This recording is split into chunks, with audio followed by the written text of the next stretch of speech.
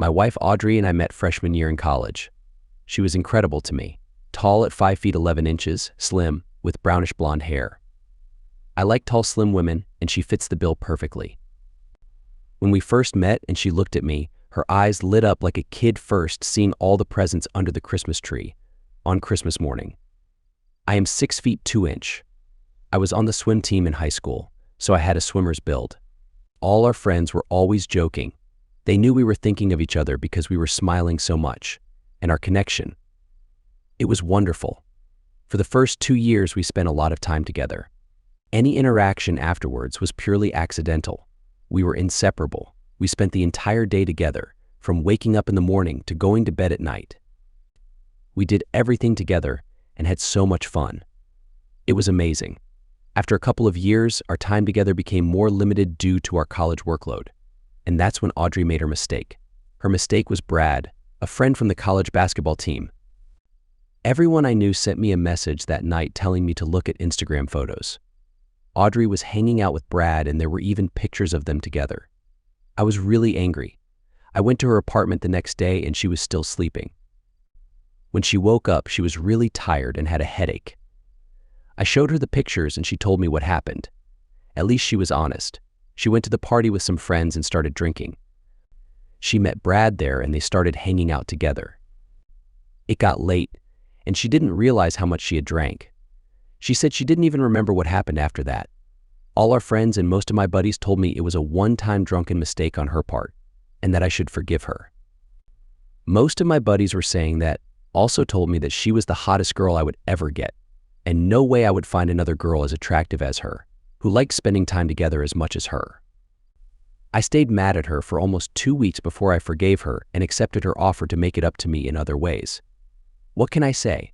I hadn't gone without spending time together for more than 5 days, in over 4 years. She was constantly telling me how sorry she was, and I was losing my mind by the time I forgave her. But I did tell Audrey that if it ever happened again, we were done. That she was lucky to get this one chance. Looking back years later, almost all those guys who told me to forgive her because she was so attractive are in unhappy relationships because they pick partners for all the wrong reasons. Every single guy who told me to break up with her is happily married, not a single one of them is divorced. Seems there may be something to valuing trust above attractiveness. Little did I know, except for that one mistake, Audrey seemed perfect. After college, I got a job programming. Audrey got a job as an admin for a large company. She had to commute 45 minutes each way. I got to work from home most of the time. We married at the end of the year and had our first child, Matt, the next year. We had his sister, Marcy, the following year. Life was good. Denial my career was going well. Audrey decided along the way she wanted to make more money and got into real estate sales. With her natural height and beauty, she gravitated to more expensive homes. Audrey's income also increased.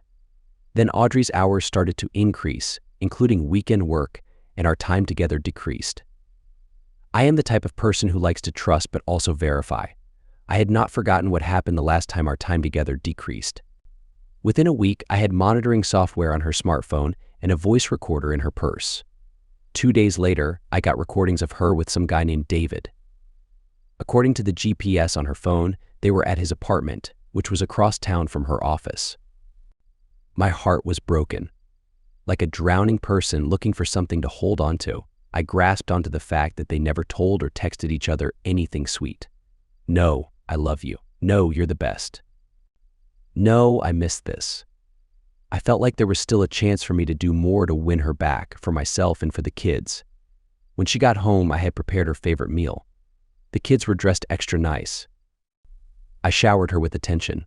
She seemed to appreciate it. I told her how much I loved her and that we needed to spend more time together and as a family.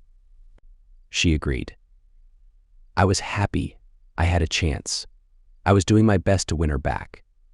I began sending her pictures of the kids whenever I could. When I saw her sending a text to David, I would send her a message saying I loved her and missed her. I was overjoyed when she told David she couldn't meet him on Wednesday. On Friday night, I had my brother and his wife babysit the kids. I took Audrey to a fancy restaurant where we ate and danced. The next day we picked up the kids and we all went to a water park. We spent the whole day having fun in the sun, playing with the kids and enjoying ourselves. Life was good, and I was thinking this plan was working. Audrey's text message to David on Wednesday morning completely shattered my heart. "Looking forward to seeing you. I missed you." My wife was lying to me. Everything I believed about her was a lie. I wasn't going to listen to her excuses. I wasn't going to let her lying mouth convince me which moments in our life were real.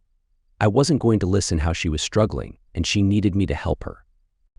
As far as I was concerned, Audrey had abandoned me and the kids. She just hadn't given up her visitation rights yet. I got a glimpse of David. I turned on her camera with the monitoring software, and when she took her phone out to set it to silent mode, I briefly saw David's face. I recognized him as one of Audrey's co-workers. I had met him when I visited her office one day. First impression was he was very unpleasant. Now there was no doubt. After deciding against getting into trouble, I decided my best course of action would be to remove Audrey from the kids in my life. She was lying straight to the kids in my face every day, the people she supposedly loved the most in her life. I would expose every weakness in my wife's double life. I would figure out how to divide up our assets as best I could.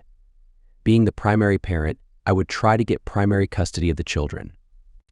I would also show the kids and our relatives how Audrey was choosing her lover over us, so they would not be deceived by her dishonesty.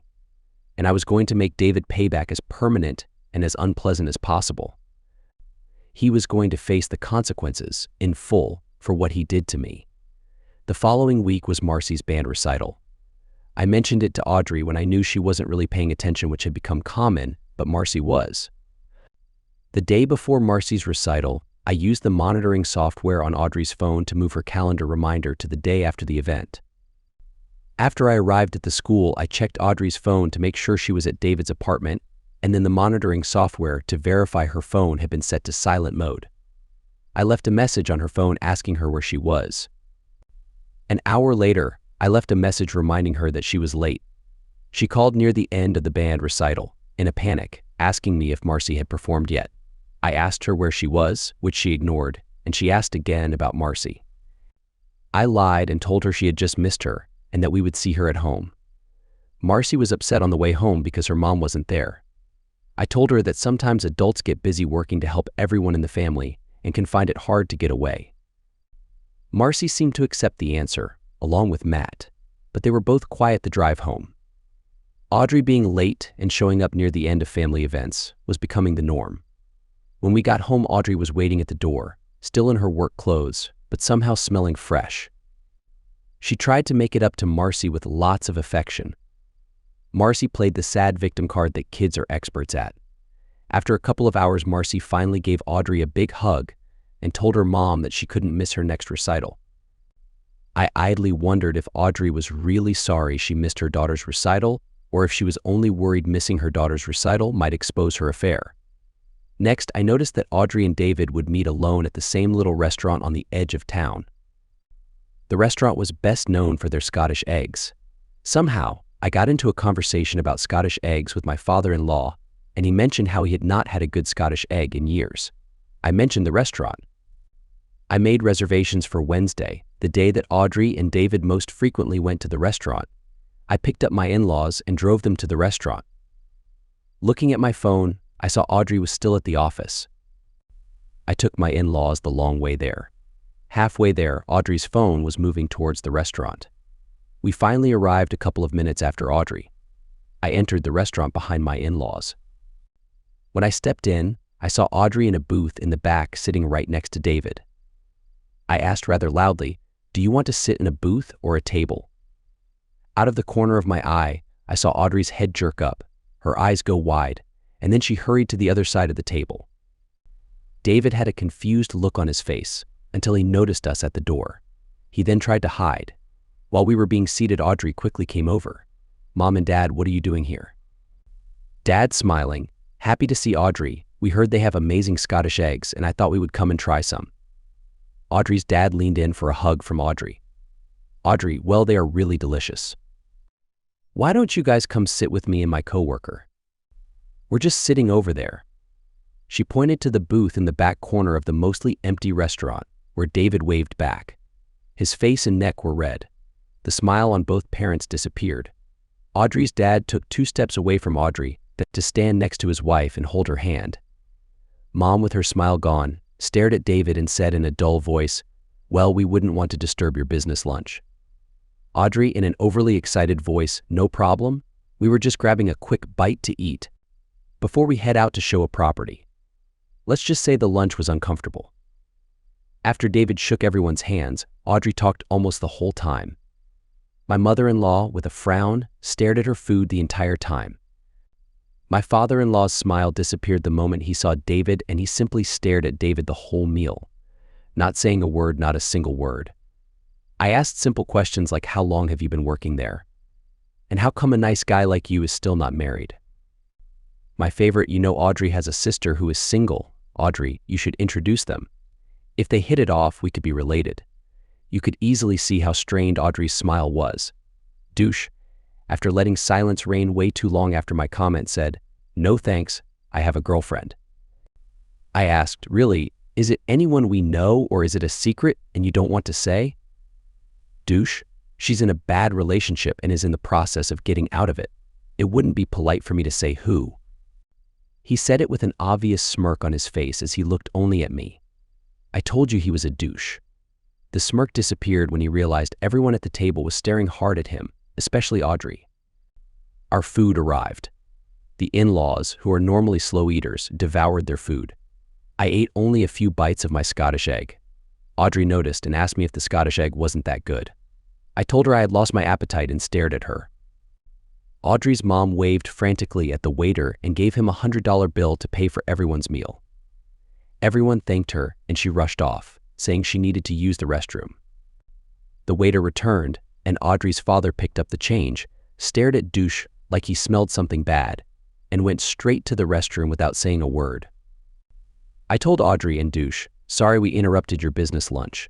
I'm sure you have plans to discuss and people to deceive. I mean sell to." I stood up and started walking out of the restaurant. Audrey followed me out to my car. "Audrey, it was nice seeing you for lunch.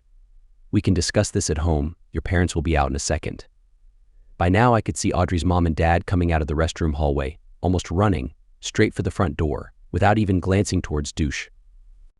Audrey, seeing my eyes moving over her shoulder, glanced at the ground and said, "I guess that would be best." The in-laws came out, gave a brief hug to Audrey with no comments, and got into my car. I walked away from Audrey without saying anything to her. The whole drive home, none of us said anything. When I dropped the in-laws off, I got out to say goodbye like I normally do. Mom gave me a very big hug and told me she loved me like the son she never had. Dad gave me a sideways hug and told me to bring the kids over. He was missing all of us. That was the first time he ever gave me more than a handshake. Dad had to help Mom up the front steps. They looked much older than when I had picked them up. It made me sad knowing that Audrey getting close with someone was worth lying straight to her own parents' faces. The in-laws' other daughter, Karen, Audrey's younger sister, they had already distanced themselves from. She had 2 failed marriages, both because she had betrayed her partners. Both times she lied to her parents about the reason for her divorces. Karen had been lying to her parents that she thought her second husband, who really was a good guy, was mean and cheating on her. That ended when a friend sent the in-laws a video of Karen hugging a married man in a restaurant booth, similar to the one Douche and Audrey were in. Audrey's parents had known the married man's parents since they were all babies. Audrey's mom and the married man's mom were lifelong best friends. They were closer than sisters. The married man ended up divorced, leaving his wife and 3 kids. He ended up moving across the country. The in-laws' friends left the church they had been members of their entire life to distance themselves from the in-laws. The in-laws' friends never spoke to them ever again. Even though Karen lived in the same town, Karen's parents hadn't talked to Karen since. On a few occasions, Audrey mentioned Karen, and her parents immediately interrupted her and reminded her never to mention her name again. Karen had once tried to sneak into the in-laws' church during a Sunday sermon. Upon realizing Karen was in attendance, Karen's father stood up and interrupted the pastor during the middle of his sermon to apologize that he and his wife had to leave immediately. They both left by the door closest to Karen, without ever acknowledging her existence. Everyone else acknowledged Karen's existence by hatefully staring at her while her parents walked out. Audrey came home that night with a wonderful story about how the lunch meeting with Douche had secured a large sale for them both. Audrey, going to lunch alone with an unmarried man is inappropriate. I do not want you around him any longer, and I definitely do not want you to ever go out to lunch with him ever again, even with a group. Honey, I'm sorry about that. If it is bothering you, I won't go out to lunch with him anymore. Don't worry about him, we got the big sale. I told Audrey I would be sleeping in the guest room until she properly apologized to me and her parents. I said, your parents were upset. Remember how your sister got caught betraying her partners? Audrey was visibly shaken when I reminded her of her sister, but she told me I was making too big of a deal out of it. On the plus side, I now had an excuse not to spend time with her. Next, I installed a device in my wife's car and Douche's car that would prevent them from starting. I put it in Douche's car while he was spending time with my wife in his apartment. While I was at it, I tampered with the transmission sensor. That will turn on his engine light and confuse the mechanics. We had a day where we each took care of one of our children. Matt had a soccer game and Marcy had a band competition to attend. And as luck would have it, Audrey decided to spend time with Douche that afternoon. This is what I heard live from her phone while I was watching Matt's soccer game. I had disabled Audrey's car. Knock, knock, knock. What's up, babe? Back so soon. My car won't start. Let's take a look. 15 minutes later. Don't know what's wrong. Your battery is charged, the lights are coming on. It's just not starting. Do you want me to give you a ride back to your house?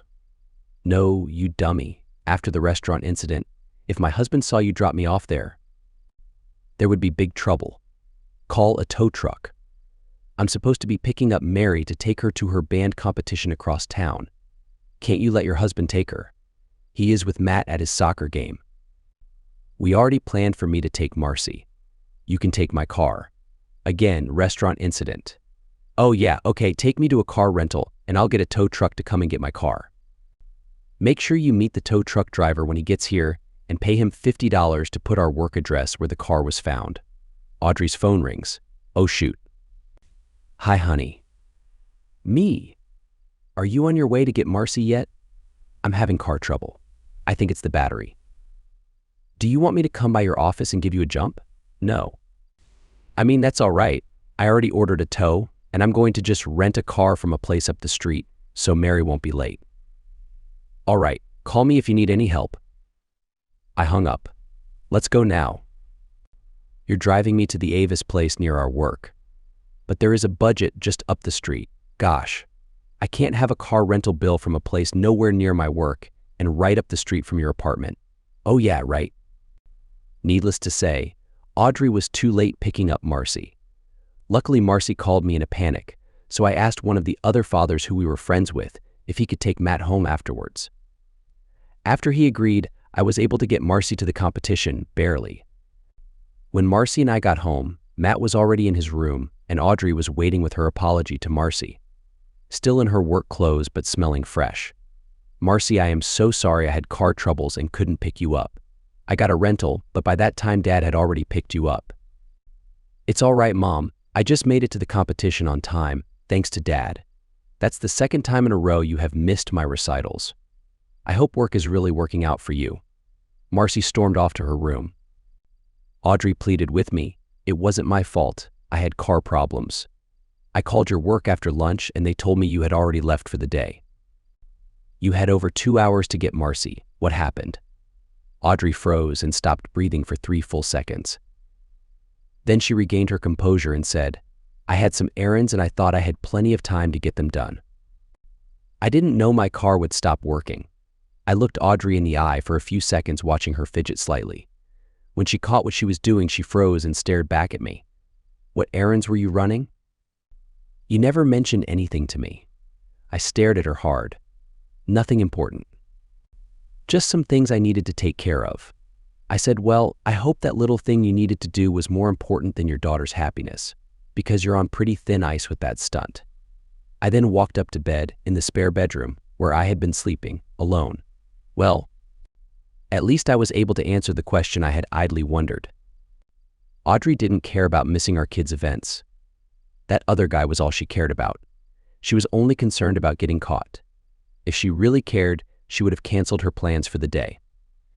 Instead, she used her kid's event as an excuse to get out of work earlier so she could spend more time with him. The next time was going to really hurt. The mechanics couldn't find any problem with Audrey's car. Marcy pushed Audrey's buttons when she heard about the car. "Hey Mom, remember you said you would take me and my friends to the mall this Saturday? Can you let me know now if you don't want to take us? We don't want to be stuck at the mall while you're out having car problems again." Matt heard from the other room and laughed loudly, yelling, "Good one, Marcy." You would think the kids were feeling neglected by their mother. Audrey actually had the nerve to complain to me afterwards about it and asked me to talk to the kids about how they should speak to their mother. "I'll consider it, Audrey, while I am waiting for your apology in the guest room." She didn't like the irony. She just got upset and blamed my guest room isolation on me for being stubborn.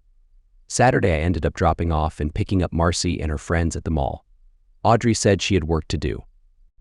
Audrey didn't go to that guy's apartment or a hotel, but her car did stay a couple hours at a house. I looked it up. The house was listed, but who was there with her? When we got home, Marcy made a big show of thanking me in front of her mom. Marcy emphasized how much she appreciated me taking the time to drive her and her friends around. Marcy then called her friend and ignored Audrey's questions. Audrey looked like she was going to complain to me, but I started chuckling at her, picked up my drink, and locked myself in my office. Audrey still had her work clothes on, but she smelled clean. She had spent time at someone's house she was selling. I hope she had the decency to at least change the sheets afterwards, though I doubt it. Matt's birthday party was coming up. We decided to rent out 6 lanes in a bowling alley and have his friends and family spend some time bowling together. It took a while, but I found a bowling alley that did not have any league on a Wednesday night. What luck. When I told Audrey all about it, she visibly swallowed hard. I guess Wednesdays weren't the best for her.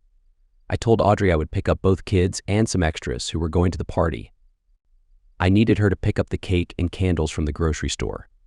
We would blow out the candles and eat pizza while Matt opened presents. Then we would all bowl for a couple of hours. The week before the week of Matt's birthday party, I had to sabotage that guy's car 3 times to stop them from meeting.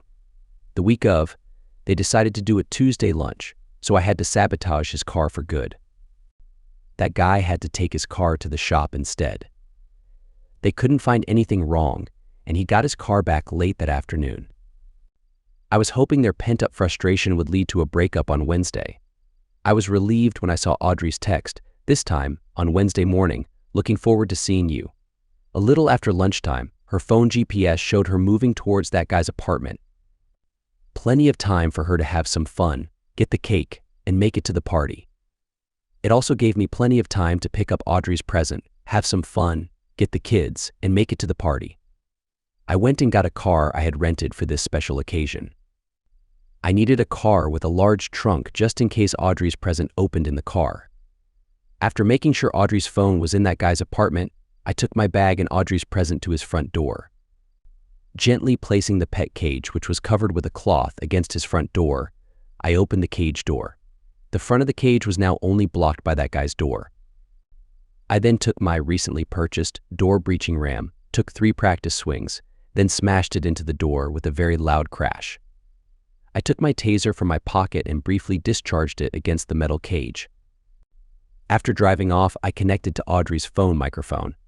There was screaming and yelling. I could hear that guy vomiting. I could hear that guy telling my wife to call the police, so I locked her phone. She would think she had misentered the code too many times in her panic. From the sound, that guy had to open his bedroom door to get his phone out of the living room.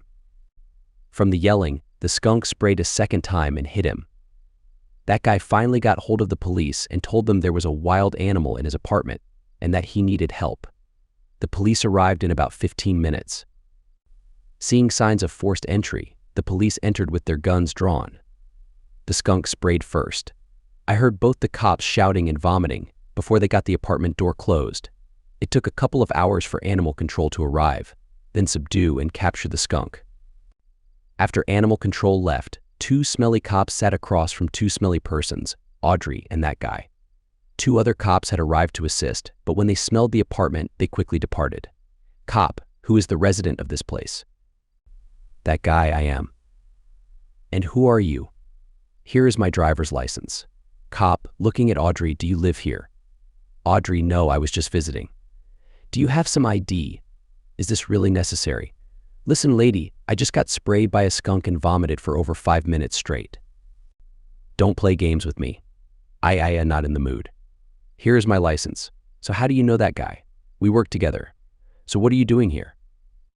We came by to pick up some papers.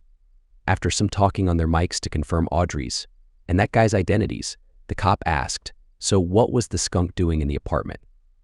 That guy started to answer, but Audrey cut him off. It was a birthday gift from me. You bought a full-grown skunk as a birthday gift for your friend? He's not my friend. Cut the crap, lady, friend or coworker, whatever. Why would you buy a full-grown skunk as a birthday gift for your friend? Well, I didn't, but I did. I bought the skunk. But it was supposed to be young and neutered so it wouldn't smell or spray. That guy told me he liked skunks and always wondered what it would be like to have one, so I surprised him. It wasn't supposed to be full-grown. They delivered it to the door, and when that guy opened the bag, the skunk came out and sprayed him. The cop, obviously not buying the story, but not willing to sit there in the stench either, said, the skunk must have been expensive? Kinda, but not too bad, Audrey said, trying to downplay it. You buy expensive pets for all your coworkers without your husband's knowledge or just your friend. Audrey didn't answer. Friend it is. And what about the door? That guy, I accidentally broke it yesterday and hadn't had a chance to fix it yet. I can only imagine. The officer must have stared at them both for a full minute of silence. Then he said, all right, both of you, I know you are both full of it. But I am sick of this smell and am getting out of here. The only reason you and your friend are getting off is because you both stink worse than me or my partner, and I am not stinking up the back of my squad car with you two. With that, I heard them leaving and the door being shut, being broken. It was loud to shut. That guy, what the heck was that all about? Audrey, always the bright girl, we couldn't tell them someone kicked open your door and threw a skunk in your apartment. Why not? Because they would have questioned my husband about what happened. If he did it, he already knows. If he didn't do it, then they would have to tell him I was here. Audrey, speaking sweetly, be honest, that guy, how many other women are you seeing? None, with indignance. I'm not sure.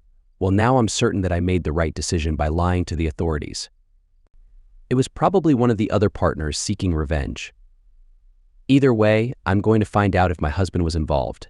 Douche said, if it was him, I'll confront him. My wife's phone rang.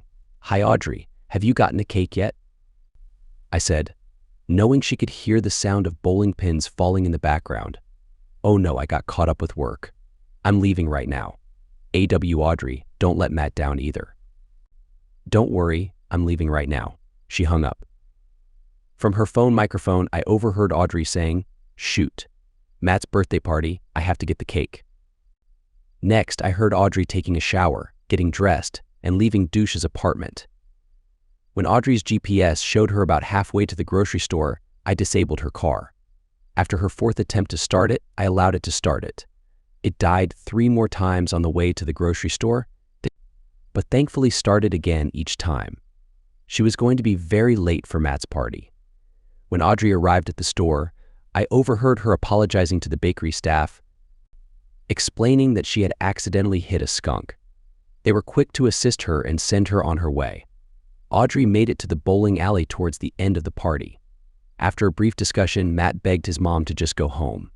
After the party was over and we were driving back home, Matt asked me why Mom always missed his and Marcy's events. I told him she was doing what she thought was best for the family, and that sometimes it's challenging to be in 2 places at once. But you're always there for Marcy and me, and you bring home much more money, Matt said. Well, I have more flexible hours, so it makes it easier for me to be with my 2 favorite troublemakers in the whole world. Marcy chimed in, not funny, Dad. It'll be when you tell all your friends about it tomorrow at school. Even the birthday cake smelled so bad we had to throw it away. We'll call it stinky birthday cake. They both found that hilarious. That night, I was relieved to be sleeping in the guest room. A few days later, after Audrey had bathed in lots of tomato juice multiple times, I observed her sticking her head into my car and sniffing the upholstery. It was amusing to watch. She looked like a mouse trying to find some cheese. When she returned to the house, I quietly followed her upstairs to our bedroom closet. I watched her from around the corner using my phone's video mode. I captured a nice shot of her getting down on all fours and sniffing my shoes. I never asked her why her car didn't smell like skunk on the outside. 2 Saturdays later, I told everyone I needed to do some hardware shopping. After asking if anyone wanted to join me in receiving negative responses, I headed out alone. I went straight to DidSheReally's apartment. His car was there, which was a good sign. I knocked on his door. He answered, looking pale, and asked, "Can I help you?" "Actually, I think we can help each other. I am Audrey's husband. Can I come in?" After his face turned even paler, I pushed my way past him and sat down at his kitchen table. I invited him to join me. I could smell fresh paint and a faint scent of skunk. Everything in the apartment looked new, from the furniture to the carpet. "I know you have been spending time with my wife Audrey for over 6 months. Hey man, I don't know what you've heard, but it's all lies. We're just friends. Would a few pictures and a video recording of your normal encounters on Wednesdays refresh your memory? I don't know what you're talking about." "Stop pretending, douche. I know about you and my wife, and I have evidence. You don't matter to me, but what my wife is doing does. Here's the deal. Instead of hiring a private investigator to gather incriminating evidence of my wife with you, I thought I would offer you the money instead. You want me to record myself with your wife? I'm willing to pay you $2,000 for it." Douche stared at me, processing what I was suggesting. He looked around at his new furniture, his face lighting up. $2,000. For a video of me with your wife? Are you serious?" "Yes, I am. $2,000 for a video of you with my wife. It needs to show her face, body, and the act itself. I'll also need a written consent form from you stating that you created the video and authorized its sale to me." "If you already have evidence, why do you need the video?" "I want more leverage in a potential divorce case." "Man, what you're asking me to do is really cold." "Oh, like how she is betraying me and our children." In almost a whisper, Douche replied, "Yeah, like that. $2,000, and we won't inform the other 2 partners whose wives you've recently been involved with. As an added bonus, I'll even pay for a spa day for 2 in a different town. You can spend the whole day with her at the hotel spa on a Saturday." Douche sat in silence, studying me carefully. "Man, you're a cold person. Make it $3,000, and we have a deal. Great. No mention of this to Audrey, of course. I'll arrange and pay for the spa and hotel reservations under your name. It will be for next Saturday. On the Monday evening following that, I'll call you to arrange the pickup of the video. I'll pay you in cash. Is everything clear?" "Yes. Good. Make sure to capture her face clearly in the shots. I'll email you the consent form later today. You'll hear from me on that Monday." I then left his apartment and continued my hardware shopping. On Wednesday evening, Audrey said, "Honey, I forgot to mention that I have a conference this Saturday in a different town. Will that be a problem?" "No, it looks like this will be a slow weekend for me. Have a great time at your conference." On Monday evening, I called Douche and told him I would pick him up in front of his apartment. He asked why, and I explained that I didn't want to end up in any videos. I drove him out to a rarely used rest stop along the interstate. I had him step out of the car and scanned him with a metal detector. Once he was clear, I had him get back in. "Do you have what I want?" "Yeah, here it is," he said, handing me a thumb drive. I took out my laptop from the back seat and plugged in the thumb drive. When I dropped him off at his house, he said, "If you ever need another video, let me know." It was the most fun I ever had making money. The following Tuesday, I first told my brother and his wife about the situation. I showed them a brief clip of the video. I also asked them how long Audrey had a shoe obsession. They answered they didn't know she had a shoe obsession. I showed them the video of her smelling my shoes, every single pair I owned. This video seemed to bother them the most. I guess fooling around they could understand the motivation, but smelling shoes? I told them she always danced in the shower after smelling all my shoes.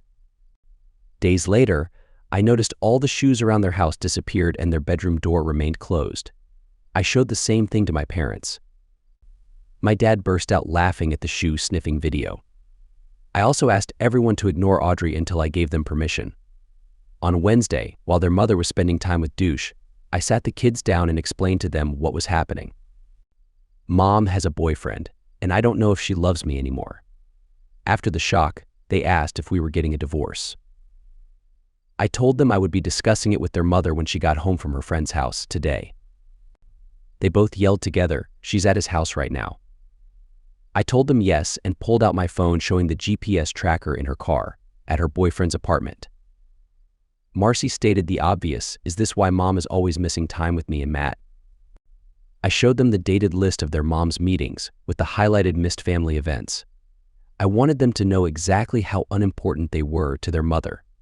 I also showed them the time-lapse tracker, showing Audrey's location on Marcy's missed recital day and Matt's missed birthday.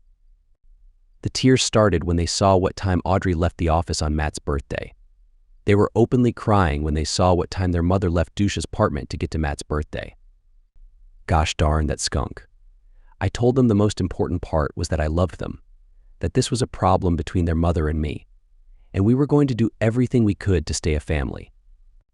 After a half hour of crying, hugging, and talking, we heard the front door open and Audrey came into the house.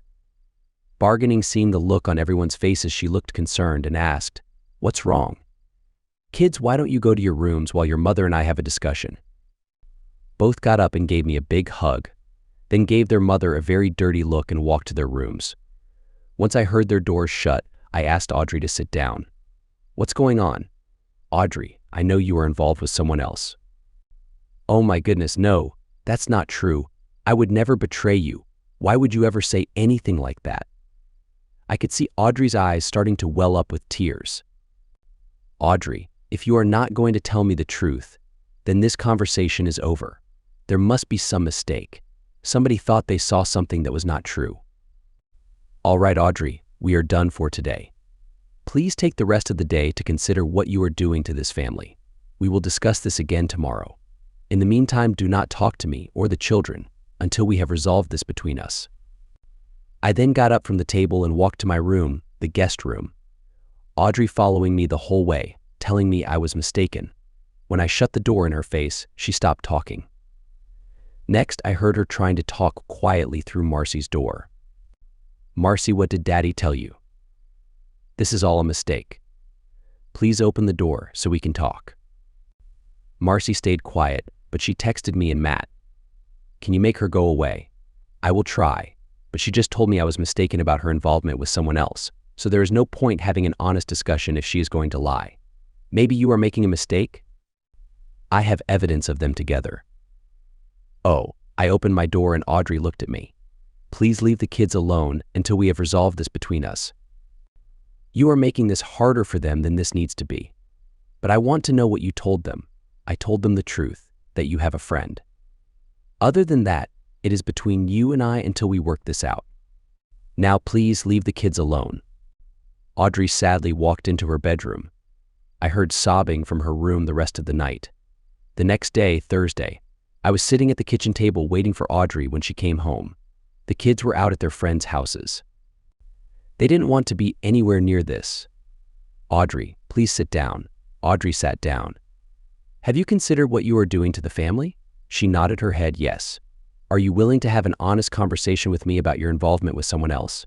She nodded her head yes. "So, what do you have to say for yourself?" "This is all a misunderstanding. Yes, I have become close with someone, but it is purely emotional. We have had a few lunches together even though you asked me not to, but we work together, and it is inevitable. I have confided in him about some of my feelings, but that is all. Please believe me, dear, I love you and only you. Well, since you consider your best action is to lie your way out of this situation, this conversation is over. I will next speak to you this Saturday morning at 9 a.m. The kids will be staying at my parents' tonight and Friday night. Saturday morning we will speak again. Again, please take the time to consider what you are doing to this family."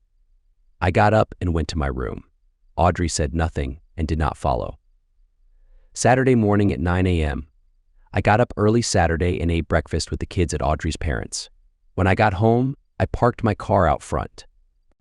When I came into the house, Audrey was sitting at the kitchen table. I said, "Are you willing to have an honest conversation with me about your involvement with someone else?" Audrey nodded her head, yes. Audrey, you told my parents about this? Yes, you told your parents, your brother and his wife about this? Yes, how could you do this to me? Because I've always loved to brag about all your achievements. Look at all the hard work you have put into your involvement. All the lies to me, the kids and our parents. Lies you told us while looking straight into our eyes. All I had to do was see through the thin veil of trust you were hiding behind. But it wasn't like that at all. I only spent time with him a couple of times, that's all. And now you have turned our parents and kids against me. Since you still refuse to be honest with me, this conversation is over. The kids will be staying at the grandparents for the foreseeable future. I will be staying in the guest room and working from our home office, as usual. We will discuss this Tuesday after you get home from work. Again, please take the time to consider what you are doing to this family. I got up, left the house, and drove away. That night when I came home after having dinner with my parents and the kids, Audrey was sitting in the living room. Audrey, can we talk? Tuesday, I said, and I went to bed. I received a couple of text messages from two of Audrey's friends asking me to forgive her. It was just an innocent mistake. I FaceTimed them. I told them how many months Audrey had been spending time with Douche. They both apologized and hung up quickly. I never heard from either again. I don't think Audrey did either. I don't think Audrey was quite honest with her two friends. Also, married women have a tendency to keep unfaithful people away from their partners, especially unfaithful people as good-looking as Audrey. Tuesday evening, Audrey came home, so I came out of the home office to find her sitting at the kitchen table. She had brought home some pasta from our favorite Italian restaurant and had a plate ready for me at the table. Audrey looked worn out and had bags under her eyes. Days of wondering which lies to tell your friends and family so they don't find out what a horrible person you are, does that. In a pitiful me voice, no one will talk to me. Lying will do that. They think I am a horrible person. Actually, Audrey, you've shown everyone that some part of you is horrible. They said you showed them a picture and video of me and Douche together. Yes, I did. No one will show me the picture. Can I see it? My friends said you showed it to them via FaceTime. I love it when a plan comes together. Yes, if it will help this conversation. Just so you know, I have not allowed any other copies to get out. I do not plan on having our family ridiculed because of your behavior. I love you so much. Can't we just let this mistake be forgotten? How strong was your love for me that you had to be with someone else? I never loved him. Marriage is pretty straightforward. Shared responsibilities, shared trust, and shared fun. I was 100% responsible, 100% trusting, and had 100% of my fun with you. But you left me with most of the financial responsibilities, most of the family responsibilities, all of the burden of trust, but while you were spreading your fun all around town. I stared hard at her for a minute. You took my love while giving your love to someone else. How long have you known? 7 months. Her speaking very softly, 7 months. Why did you wait so long?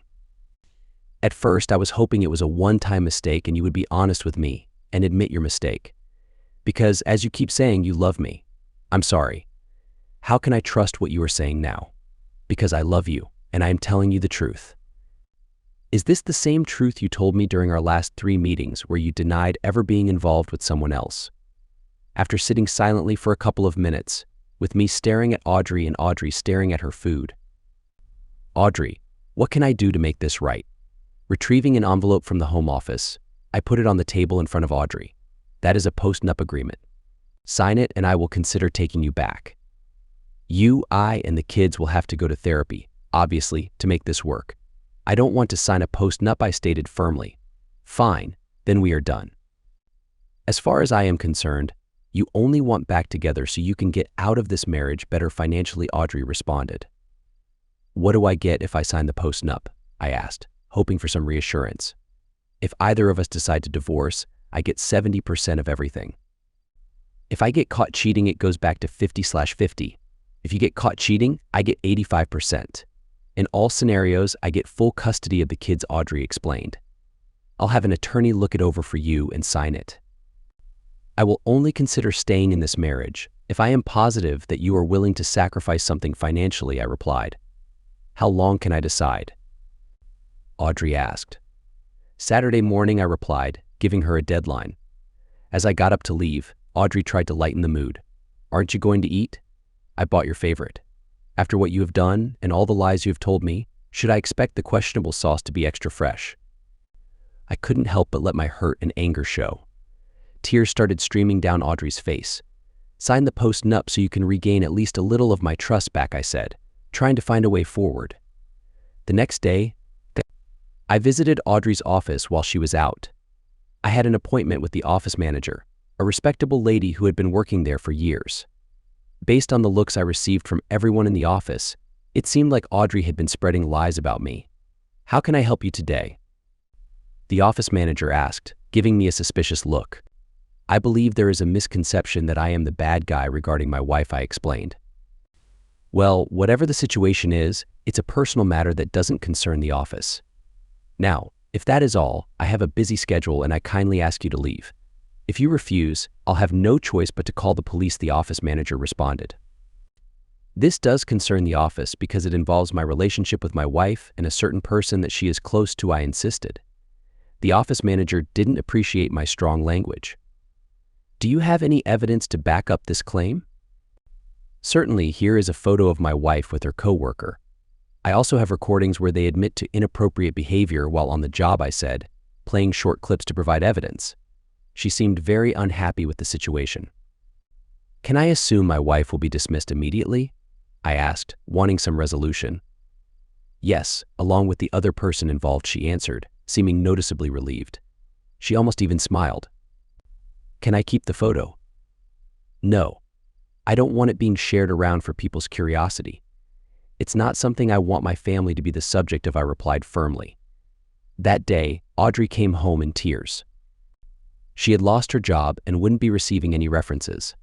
She wanted to talk, but I locked myself in my room. All I could say was Saturday before shutting her out. Saturday morning arrived. Audrey sat at the kitchen table, looking anxious. "Did you have to get me fired?" she asked, finally speaking up. "When you knew I found out about your affair, you should have quit your job to distance yourself from that person. I took the right decision for you, considering your moral compass seems to be broken," I responded sternly. "I wish we could have discussed it first," she pleaded. "Sorry, but we agreed that we wouldn't pre-discuss decisions that may negatively affect our spouse or the children. By the way, have you signed the post-nup yet?" I asked, looking for some sense of commitment from her. "Yes," she replied, handing me the envelope containing the signed document. I reviewed it and discovered that it was indeed signed and dated. I sent an electronic copy to my lawyer and kept the physical copy in my safe. I then proceeded to go over the new house rules, emphasizing the need for respectful behavior from Audrey. I also mentioned that we would all start receiving counseling, and I would let everyone in the family know that we were trying to reconcile our marriage. Deep down, I knew that this reconciliation would not last. I didn't even bother scheduling any counseling sessions. For the next 30 days, Audrey transformed into the perfect housewife. She was loving and caring, making an effort to please everyone. Little did she know, I had discovered a tiny camera she had installed in my office to monitor my actions. I caught her red-handed, and although I didn't confront her, I made sure to keep my distance from her. On Saturday morning, I entered the kitchen to find Audrey sitting at the table, sipping her coffee with a smug smile on her face. We exchanged pleasantries, and I grabbed a cup of coffee before sitting down opposite from her. "Where are the kids?" I asked, curious about their whereabouts. "I took them to my parents," she replied. "Why?" I inquired, wondering why she had singled out this particular morning.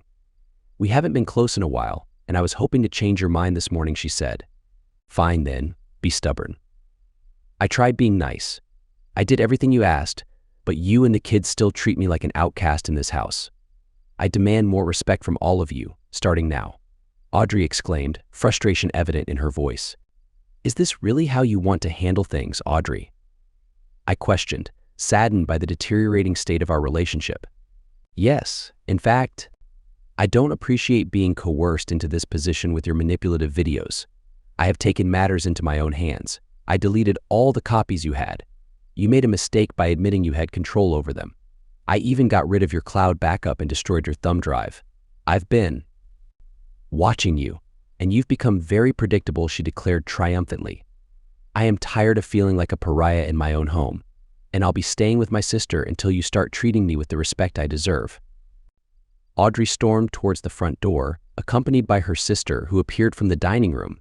For the next 2 months, Audrey worked on her parents and the kids. She claimed that I never had any evidence and tried to discredit me by saying the photo was photoshopped. She even deleted all traces of the videos, leaving me empty-handed. The kids didn't know who to believe anymore, and Audrey's parents cautiously sided with her. Even my own parents seemed to have some doubt in their eyes, not because they didn't trust me, but because they saw the rift forming between me and the kids. Thankfully, my brother and his wife had seen the videos and supported me completely.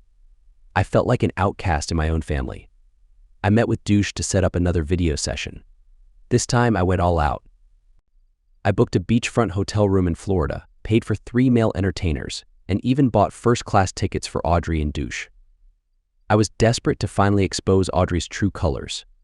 Funny enough, Douche claimed that Audrey was playing hard to get. He asked me to treat them to an expensive dinner to wine and dine her. I knew he was just trying to milk more money out of me. I overheard their conversation during the meal. They mentioned inviting Karen, Audrey's sister. I had to purchase another first-class ticket for Karen. 2 weeks later, I sat in my car with Douche, watching the latest video on my laptop. Karen asked Audrey how she and Douche had gotten together. Audrey replied, "I've been covering for my boss for years when she has an affair on Thursdays. She even had me cover for Douche for a few months. But then her husband got suspicious, so she had to stop. I asked her if Douche was any good, and she told me he has a big..." Yet, Audrey admitted, causing laughter among the group. The video ended, leaving me disturbed and disgusted by what I had just witnessed. When I was done watching the video, I told Douche, "Great job." I saved the video and uploaded it to the cloud. I also saved copies on a thumb drive before putting it into my pocket. I closed up my laptop and put it into my briefcase in the back seat. I then drove away from the rest stop. Douche asked for his payment, but I told him I had a few questions to ask first. "Did you approach my wife first?" "Not really, it just sort of happened. Working together and all." "Who mentioned being close first?" "Actually, she did. By now I had turned onto a 2-lane road and we were heading back to town." "Really? How many people have you been involved with around town?" "Well, I have only been here a couple of years, but I have been with 7 people." "Really? Who are they?" "I can't tell you that. It wouldn't be right. I'll give you an extra amount of money. If you include where and roughly when, we have a deal." He then proceeded to name all 7. The office manager, 2 other people from the office, and 4 people from a couple of gyms he worked out at. All of them were in relationships. I turned off the recorder in my pocket. I told him, "Wow, that's interesting. Do you want to see something else that is interesting?" I accelerated quickly. The car reached a high speed. Douche said, "Hey man, what are you doing?" "I don't want to see anything interesting." I said, "Sorry, that wasn't the interesting part. This is the interesting part." I aimed the car towards the trees along the side of the road and slammed on the brakes. My luck held out and we were not going too fast when we hit a tree. With both our seatbelts on and the airbags deploying, we were both saved. But it still hurt. Very much. I regained my composure first. Douche was still dazed in the seat next to me. I reached over and grabbed a pencil from the ashtray and pretended to harm Douche. It wasn't as bad as I expected, so as Douche reached for the pencil in his neck, I twisted it around to make it more dramatic. Douche stared at me in surprise, trying to grab the pencil. Finally, I let go and he pulled it out. He dropped the pencil and tried to stop the bleeding. As the blood spilled from Douche's neck, he just stared at me. And I just stared back. My actions spoke more loudly than any words could. Afterwards, I picked up the pencil, wiped all the blood off of it, and then placed Douche's hand on it. I didn't want any chance of my fingerprints being found. The less questions, the better. I took out some money and put it into Douche's pocket.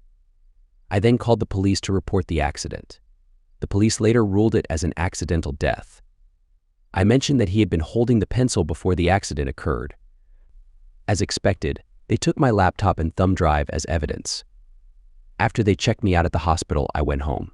I was sore for a week. When I got home, I explained the blood all over my shirt and what had happened, without specifically mentioning whose blood it was or that someone had died. They asked why I had not called them. I told them I was fine and I didn't want to worry them. And I really didn't want them asking why I was in the car with their mother's friend. Audrey heard about my accident. When she found out about Douchey's death the following week, she put 2 and 2 together. She called me trying to find out more. I played innocent. Not so coincidentally, the police came by the next day and asked me some question regarding Douchey's and my wife's involvement. I admitted to knowing about it, and that was the reason why we were in the car together.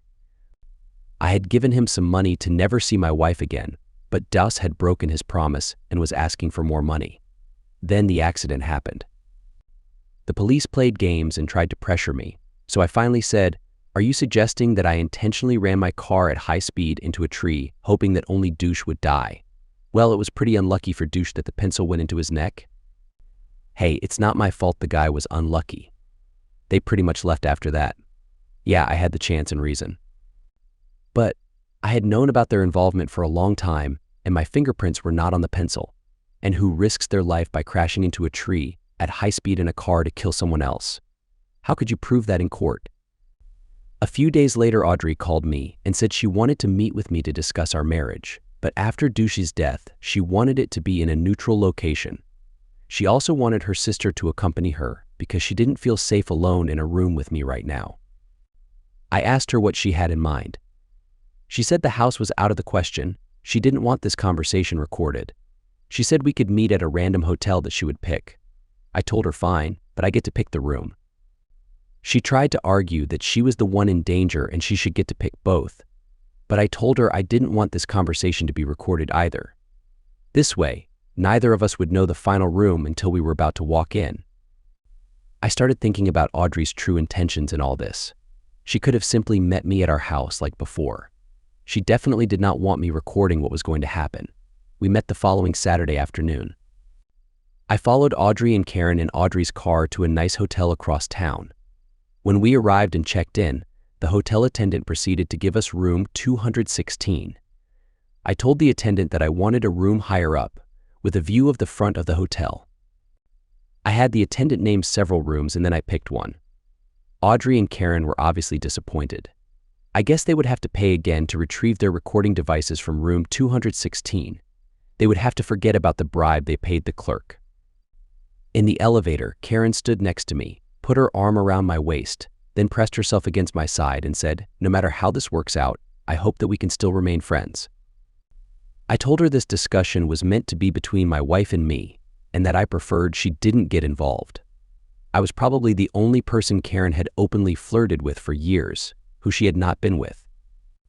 Normally, Audrey didn't trust her sister around me and would have told Karen to keep her hands off me. I guess things had changed. I wasn't complaining. The hotel room had a typical setup: an office desk in the corner with a chair, a dresser along the long wall, and the queen-size bed in the other corner. Audrey asked, "What do we do now?" I smiled and said, "Let's see who can trust the other person first. We both need to be completely open and honest." Audrey looked at Karen. "She's my sister. I don't want you seeing her like this." "Oh, please. It's not like she has anything that most people in this town haven't already seen." Karen stuck her tongue out at me. She had a tongue piercing in the middle of it. "Okay then." Audrey gave up too easily. My request to strip had done the trick. Now I knew another one of her intentions. Luckily, I had come prepared. With my back turned to Audrey and Karen, and me positioned between my clothes and them, I discreetly placed a pen from my pants pocket behind my clothes on the desk. It looked just like the other hotel pen on the desk, including the hotel name. When Audrey had suggested her hotel plan, I spent the next day going to every hotel and motel to collect a free pen from each front desk. When we arrived at this hotel, I chose a pen from my collection and concealed a small camera inside it. I had slightly modified each pen to make room for the camera.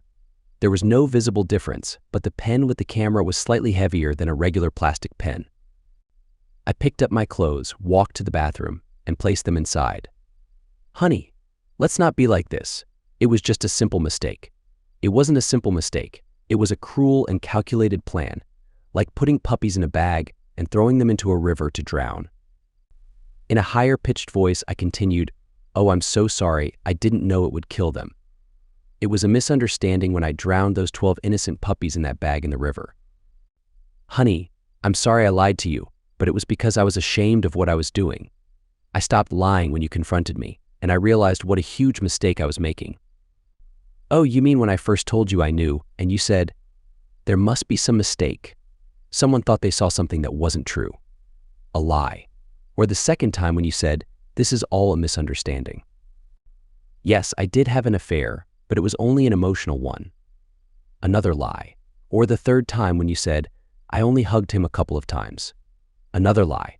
Or when you told your friends, who then called me to convince me to forgive you, saying it was a one-time mistake. Another lie. I only think you decided to be honest when I showed you the picture of douche sleeping with you and the video of him finishing on your face. I think you stopped lying about the affair when you realized that it wouldn't work. But that doesn't mean you won't lie about anything else, does it? Karen, sensing the tension, interjected, let's not overreact and say things we'll regret later. Looking surprised at Karen, I said, overreact? Are you kidding me? I think you are underreacting. It has always amazed me how much cheaters try to downplay other people's cheating. How many boyfriends and husbands have you been unfaithful to, Karen? How many married men have you messed around with? And how many married women have you messed around with?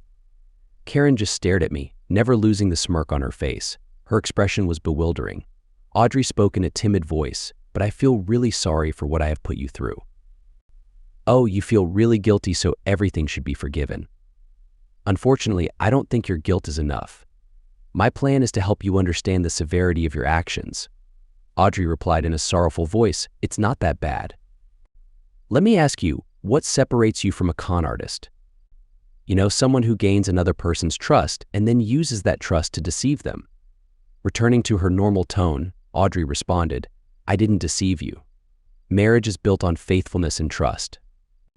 You cheated on me and lied to me. How is that not deceiving me? I held up my end of the deal. With more force in my voice, I stated, it was more than just closeness. So that's why you hid it from me for so long. It was only about closeness, and you knew I might be upset about it. It's almost like when you forgot to buy me orange juice from the grocery store. Raising my voice with an accusatory tone, I continued, forcing me to sign that post-nuptial agreement was unjust. Unjust? If I receive a driving ticket, I have to pay a fine. If I fail to pay my taxes, they take away my money. If I drink too much and walk around in public, I get arrested for the night. But adulterers cheat around without any consequences. Children's lives are ruined because of this. People commit murder because of this. People even take their own lives because of the pain caused by infidelity. If life were fair, marriage licenses would be contracts where adulterers face jail time, lose 75% of their assets in a divorce, and forfeit primary custody of their children. And single adulterers, like douche, would receive the harshest punishments, considering they are just parasites on society, feeding off the happiness of others. With a loud voice, I declared, marriage is about building a family and remaining faithful to one person. Otherwise, what's the point of getting married? Audrey stared at me, unable to answer. Audrey, do you know how many marriages last more than a few years that start out with infidelity? Only 5%. That's the same percentage as open marriages. Was that your plan, Audrey? To divorce me, marry douche, and have an open marriage? We'll never find out now, since douche is dead. Audrey's face turned ugly, and she had a wicked glint in her eye. All right, forget it. I've deleted all the evidence, so you have nothing to hold over my head anymore. Now, our parents and our kids don't know who to believe. Was it worth it? Was it worth destroying our marriage? In a loud voice, pointing at myself and then Audrey, I responded, I didn't destroy this marriage, you destroyed it. I'm just declaring the time of death. My answer definitely shocked Audrey. She still believed that I was fully responsible for the issues in our marriage for catching her and being unreasonable. Audrey exclaimed angrily, well, maybe I wouldn't have cheated if you had paid more attention to me. Why would I? You were paying no attention to me. That response seemed to deflate Audrey. We sat silently for a moment, staring at each other. We both seemed to calm down a bit. Karen appeared to be ignoring our conversation and simply stared at me. She seemed captivating, her body in great shape. Did you kill douche? I smiled widely with my back to my pen camera and answered, it was an unfortunate accident. How could you do something like that? Audrey was trying to get an emotional apology from me regarding douche's death or moral justification for my actions, but I refused. Either response could be seen as an admission of guilt.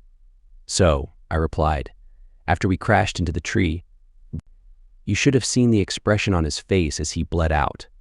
Audrey looked as though I had slapped her. Audrey's eyes started to well up with tears. He was a good guy. Letting my anger seep into my voice, I responded, "Oh, you mean those good guys who sleep with married women? It's unfortunate that he died. Wasn't he up for a humanitarian award in the category of wife-stealing jerks? You didn't have to kill him." Audrey half yelled, now visibly crying.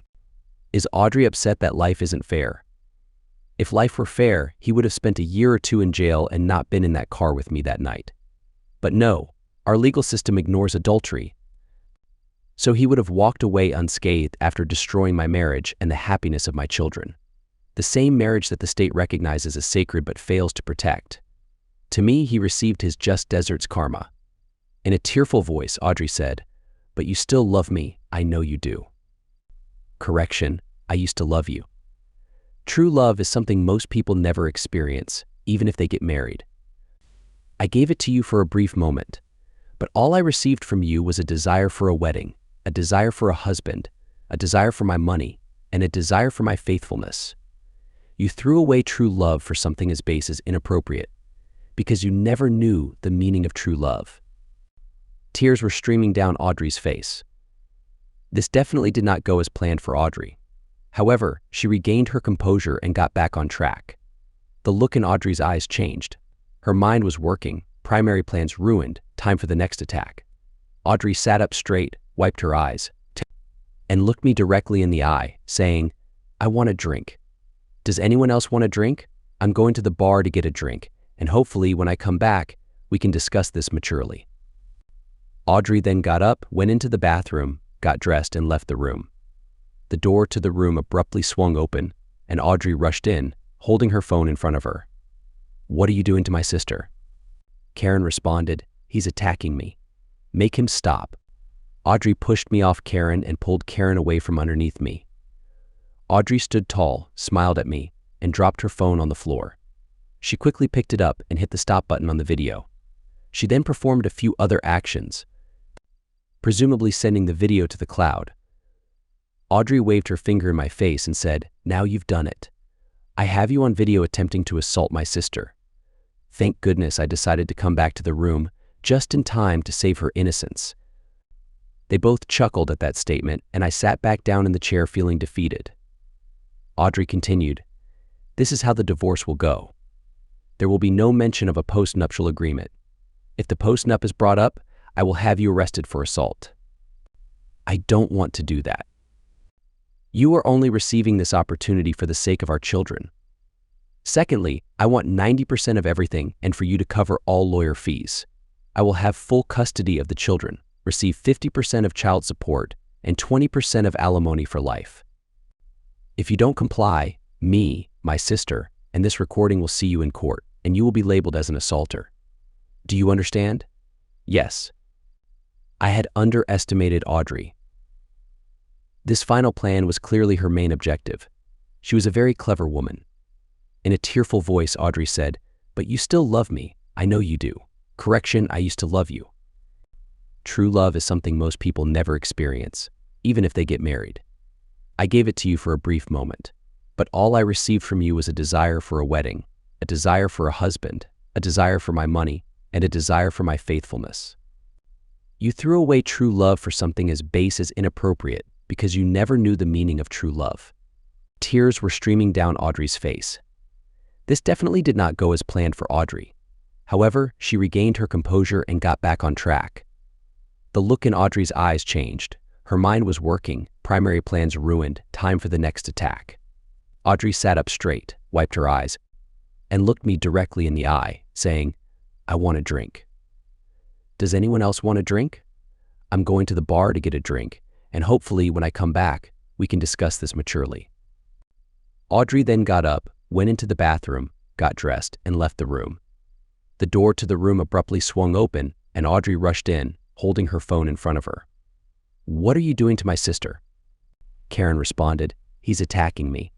Make him stop. Audrey stood tall, smiled at me, and dropped her phone on the floor. She quickly picked it up and hit the stop button on the video. She then performed a few other actions, presumably sending the video to the cloud. Audrey waved her finger in my face and said, "Now you've done it. I have you on video attempting to get close to my sister." Thank goodness I decided to come back to the room just in time to save her innocence. They both chuckled at that statement, and I sat back down in the chair feeling defeated. Audrey continued, "This is how the divorce will go. There will be no mention of a post-nuptial agreement. If the post-nup is brought up, I will have you arrested for assault. I don't want to do that. You are only receiving this opportunity for the sake of our children. Secondly, I want 90% of everything and for you to cover all lawyer fees. I will have full custody of the children, receive 50% of child support, and 20% of alimony for life. If you don't comply, me, my sister, and this recording will see you in court, and you will be labeled as an assaulter. Do you understand?" Yes. I had underestimated Audrey. This final plan was clearly her main objective. She was a very clever woman. "No thanks, I don't want to give you any evidence in a test." Audrey stopped fidgeting with her sister's dress, stood up straight and exclaimed, "Smart boy." The next day Audrey was served divorce papers. The post-nup was to be fully enforced.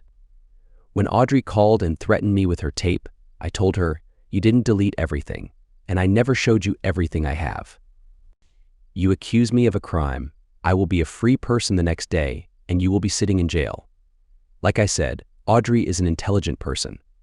At this point, there were too many unknowns for her to use her hotel meeting video. I knew she would wait and see before she showed her best card. We both got lawyers. I would not budge on anything. I wanted what was called out in the post-nup. I gave my lawyer transcripts from all my pre-post-nup recordings. My lawyer informed Audrey's lawyer due to unforeseen circumstances.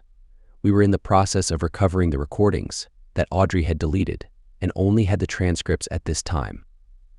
We went back and forth with the lawyer negotiations. I didn't mind. I was planning on Audrey to pay the entire bill. Audrey also had an expensive lawyer. Obviously, she thought I would be paying the entire bill. Eventually, the lawyers gave up and scheduled a day in court. The issues were, was the post-nup enforceable? Did I have any actual recordings? Sadness, a few days before the divorce trial, I had a special courier deliver certified letters to Audrey and Karen at Karen's place. The letter was a fake, but an excellent fake.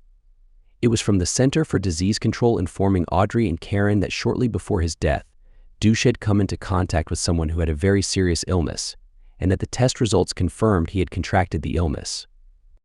They informed my wife that she was to get with a doctor immediately, and a Center for Disease Control representative would be in contact with her to get a list of all her friends and acquaintances over the last 12 months. It also stated in no uncertain terms that she was not to have any activities for the next 12 months until it was ascertained that she had not contracted the illness. It was convenient having DidSheReally deceased. I wanted Audrey as tightly wound as possible. Court day, the judge was not happy with either of us. Audrey pleaded her innocence, that she had not breached the post-nup agreement. In fact, she stated the post-nup was signed under pressure. She had never cheated, but she was so scared of losing her kids and her husband she had signed the agreement without ever reading it or seeking counsel. She had been scared of the transcripts, believing they were admissible in court. In other words, I had tricked her. She cried very convincingly while her lawyer spoke. I, on the other hand, stated the post-nup was created because she was a cheater. She signed it only under pressure of divorce. She had broken the post-nup agreement. She was an unfit mother, and the post-nup agreement was just. Judge, what evidence do you have that she committed adultery? My lawyer produced the video and voice recordings to support the transcripts that we had previously produced. Judge, why are you producing the video and voice recordings just now? We were only able to obtain the video and voice recordings after a very lengthy process. We had the original transcripts, but Audrey had deleted the original recordings. The process, as you know, for recovering data through a certified process can be very time-consuming. We just received the evidence here at the courthouse. Audrey deleted the recordings? Yes, Your Honor. We also have her on tape admitting to it. I had baited Audrey to delete my recordings. I had purposely mentioned I was keeping tight control of all the videos to Audrey. After she had installed her little camera in my office, I had updated a recording and saved it to multiple locations, including a USB drive from my desk. Audrey believed she now knew where I kept all my copies. After Audrey deleted my copies, I had worked hard to make Audrey feel like she had deleted everything, and I was helpless. Now, it was paying off. Judges don't like people knowingly deleting evidence. Audrey had also lied to the judge that she had never cheated and that I had no evidence. Not a good start for Audrey. I see. The judge said to my wife's lawyer, "Do the transcripts match the recordings?" "Yes, Your Honor." "Do you wish to challenge the authenticity of the recordings?" With a glance from Audrey's lawyer to Audrey, who slightly shook her head, "No, Your Honor." So that answers the question on the validity of the post-nup existence and would invalidate any reason of pressure to sign. But I notice all these recordings occurred before the post-nup was signed. None of these are evidence of adultery after the signing. Yes, Your Honor. Here is the transcript of the final video and video itself, which proves Audrey's adultery after the signing of the post-nup. Why is this also being produced now? Until recently, this evidence was in police custody and had not yet been returned to my client. It was part of an accidental death investigation. We were not 100% sure the video still existed. The judge to Audrey's lawyer, "Have you had a chance to review the video?" "Yes, Your Honor. But we believe the video is inadmissible since there is no consent form. And if the video is allowed, there is no evidence that the video wasn't recorded before the post-nup was signed. My attorney, first, the video was taken on a public balcony, where there can be no expectation of privacy, so no consent form is needed. Second, we can also prove the time and date of the event as being after the post-nup was signed. Judge, how is that? Simple. My client paid for the plane tickets for Audrey, Karen, and Douche, and the hotel room they used for their secret rendezvous. That got me some looks. Judge, did you consent to your wife's affair? She never asked my permission. But no, I never consented to or approved of her illicit affairs. How is it then that you paid for their plane tickets and hotel room? I confronted Douche before the video and asked him how much money it would take for him to stop seeing the mother of my children. I also pointed out that he could lose his job. Douche told me $2,000, a couple of tickets to Jamaica, and 3 nights stay in a 5-star hotel. We agreed, and I purchased vouchers for the tickets and hotel. Douche went back on his word and used the vouchers for plane fare and hotel to Florida. I received the receipts the following week, after my wife was out of town for a conference that weekend. It was very convenient having Douche deceased. Judge, how do we know this is the hotel in the first picture? You can see the hotel sign in the background. How did you get this video? I paid for it. Douche sold it to me the night he died. I have a signed receipt from him to prove it. Was this unusual? No, once I found out about my wife's affairs, I asked him for evidence. Douche was kind enough to provide me visual evidence. Why were you gathering this evidence? Divorce. Was Douche aware why you were gathering the information? Yes, months ago I had explained to him that I thought it would be easier and less costly to get my evidence straight from him, instead of a PI. Although I eventually paid him to stop fraternizing with my wife, Douche had called me and said he had another video to sell me. I paid him $500 for the video. Douche knew about the post-nup from Audrey. As you can see from the video, Audrey hanging out with 3 guys at once and her sister being very close to her. Audrey has broken the post-nup agreement. If you need someone to testify to the authenticity and date of the video, my wife's sister is sitting right there. I pointed at Karen and everyone in the courtroom turned to look at Karen. Wow. I found something that didn't seem to turn Karen on. The judge reprimanded me for using offensive language and I apologized.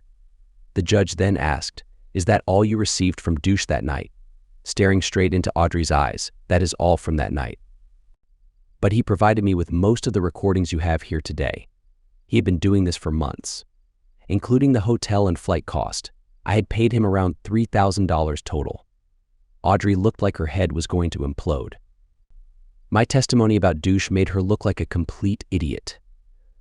My testimony made her believe that almost the whole time she had been hanging out with Douche, he had been recording their moments and conversations to make money, selling it to her husband for her divorce. for a measly $3,000. Audrey would have paid him 10 times that much to not have taken the videos. Again, it was very handy having Douche dead.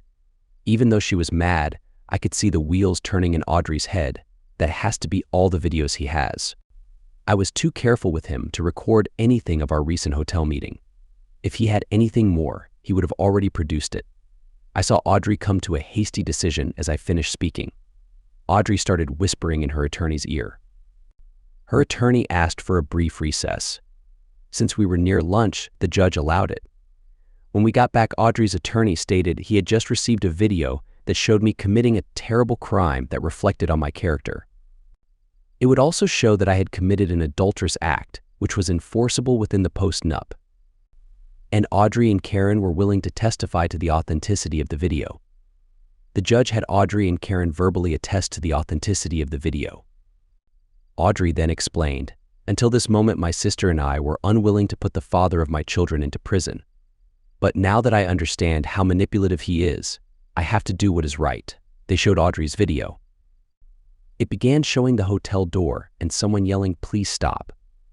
Then Audrey was barging into the room, showing me on top of Karen, and Audrey yelling, "What are you doing to my sister?"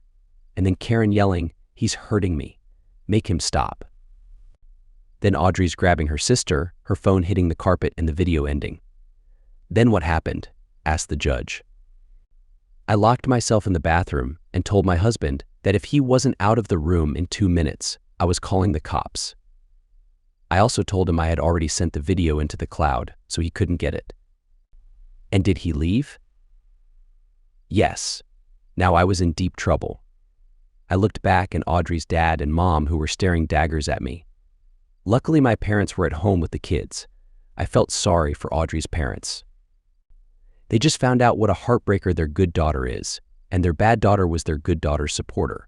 And now they believed the father of their grandchildren was a criminal. Judge looking at me, "Well, what do you have to say for yourself?" "My lawyer, we have a rebuttal video. Let's see it." Audrey's lawyer jumped out of his seat and tried to discredit the video before it was seen. "Judge, so let me get this straight. You get to present your surprise video of the hotel meeting, but we are not allowed to see their surprise rebuttal video of the same hotel meeting. Is that what you were trying to say, counselor?" The judge actually chuckled. Audrey's lawyer quietly sat back down. Audrey was already turning visibly white. I could hear her thoughts like they were written across her forehead. Oh no, it has to be a poor recording from the bathroom. I had even put one of my recorders at the bottom of the bathroom door and had only picked up some whispered words through that towel he stuffed under the door. The video started with us discussing getting undressed due to recorders. The video ended with Audrey and Karen laughing as they walked out the door. For a few moments, when I mentioned in the video how our justice system failed to support marriages, I got a sad look from the judge towards me. The look in his eyes told me he also was a victim of a cheating wife. He was acknowledging the sorry state of our justice system regarding upholding marriage vows, or maybe both. When the video was playing Audrey's accusations that I killed Douche, Audrey got excited and began whispering into her lawyer's ear. At the end, her lawyer looked at her and shook his head no. Before we presented the video, my lawyer had also confirmed that I had not incriminated myself with any of my statements in the video. Audrey's lawyer was letting Audrey know nothing I said was an admission of guilt. That answer had to be killing Audrey. I know her first goal had been to charm me into forgiving her. Her second goal for the meeting had to have been to trick me into incriminating myself regarding Douche's death. And Audrey's master plan, Karen's fake rape, was now backfiring in Audrey's face. It was sad Audrey seemed to think she could outsmart me.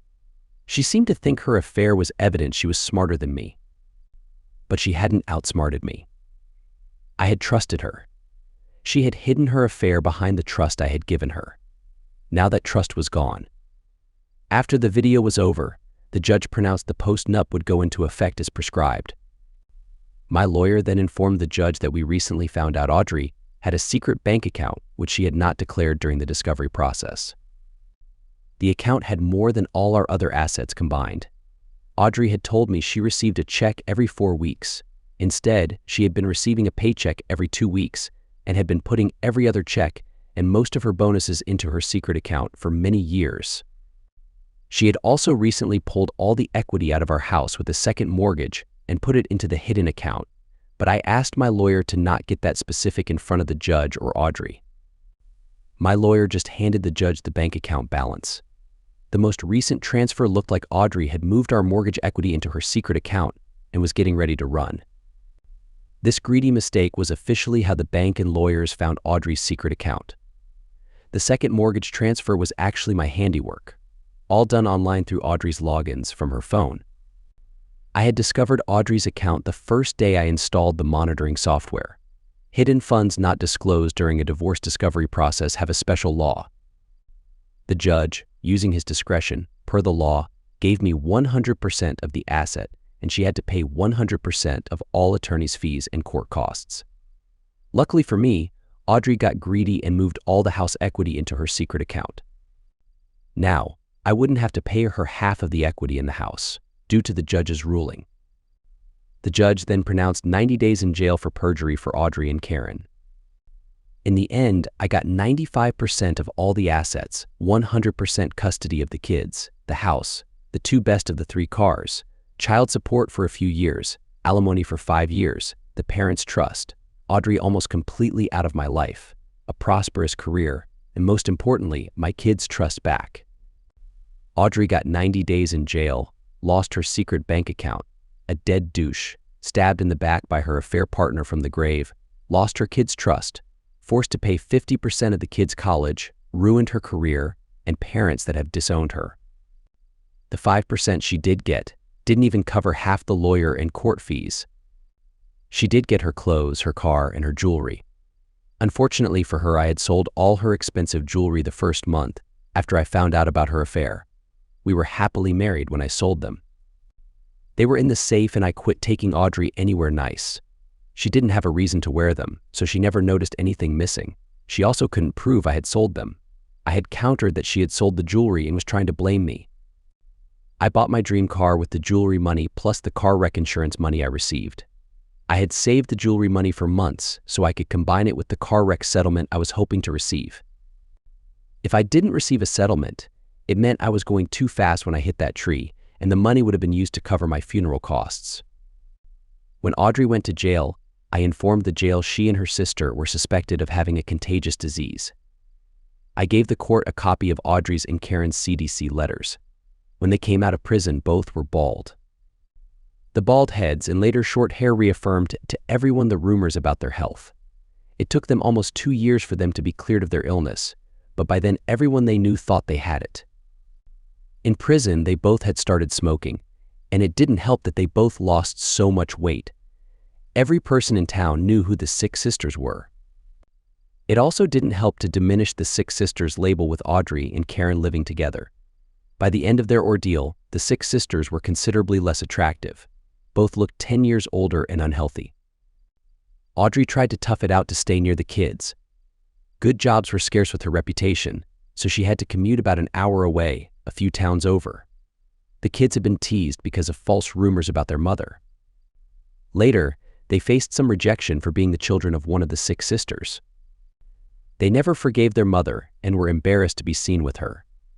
Both Audrey and Karen could only find jobs as waitresses at bars or performers. They moved in with a man who was 14 years older than Audrey, a few towns over. He had been divorced 5 times. He has a criminal record and all of his children have disowned him. He travels most of the time, and he's known for associating with individuals from bars and performers in every town. Audrey and Karen are both socializing with other individuals in his rundown house when he is out of town, probably to make extra money. I also shared Douche's last words with 6 husbands of the 7 wives.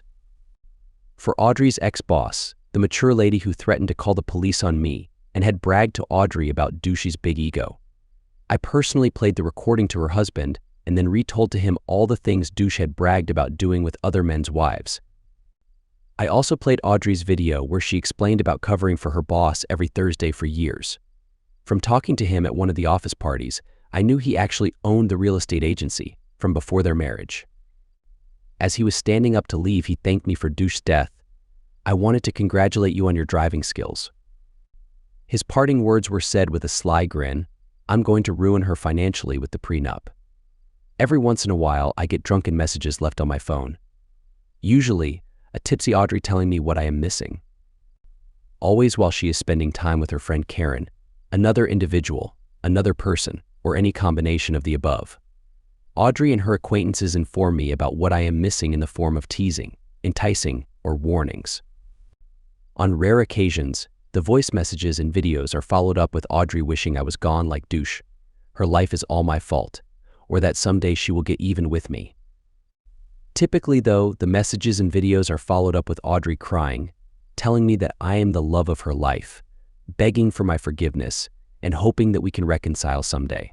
I save every video and message in case Audrey ever decides to try and reconnect with our children. Acceptance. I accept that my ex-wife never truly cared for me like I cared for her. She has never known and will never know what real love is. Life to her is measured by how much you take, not how much you gig, not how much you give. You didn't think the end would be about my ex-wife accepting her fate, did you? I have a restraining order against that heartless person and her unpredictable sister. I think they may still have some negative feelings towards me,